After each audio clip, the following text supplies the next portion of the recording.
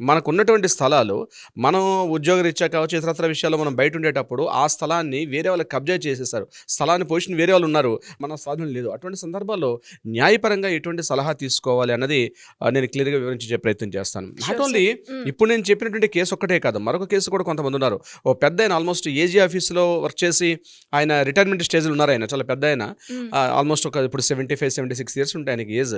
ఆయన ఎప్పుడో ఉద్యోగంలో 1988, 85 ఆ ప్రాంతంలో ఆయన ఒక ప్రాపర్టీ కొన్నారు. హ్మ్. ఆ ప్రాపర్టీ కొని పిల్లలిద్దరు కూడా ఆయనకు ఒక కొడుకు, కూతురు వాళ్ళిద్దరు కూడా సెటిల్ అయిపోయారు. యూఎస్‌ఏ ఎళ్ళిపోయారు. వాళ్ళ పిల్లలు ఉద్యోగరీత్యా ఉండిపోయారు. ఈ ప్రాపర్టీ ఎప్పుడైనా నేను సేల్ చేద్దాంలే, ఎప్పుడైనా ఉంటుంది కదా! ఎప్పుడైనా కన్‌స్ట్రక్షన్ చేసుకుందాం అనుకుంటూ అలా ఎప్పటికి పోస్ట్‌పోన్ చేసుకున్నారు. రీసెంట్‌గా ఆయన కేసు కూడా మొన్న ఇదే సందర్భంలో కూడా రావడం జరిగింది. ఆయన ప్రాపర్టీలు చూసుకునేసరికి ఆయన లైవ్‌లో ఉన్నారు. ప్రాపర్టీ డాక్యుమెంట్స్ ఆయనవే. ఆయన పేరు మీద రిజిస్ట్రేషన్ అయిన డాక్యుమెంట్. కానీ స్థలం వేరే వాళ్ళ పొజిషన్ తీసేసుకున్నారు. ఆ పొజిషన్‌లో వేరే వాళ్ళు ఇల్లు కూడా కట్టుకొనున్నారు.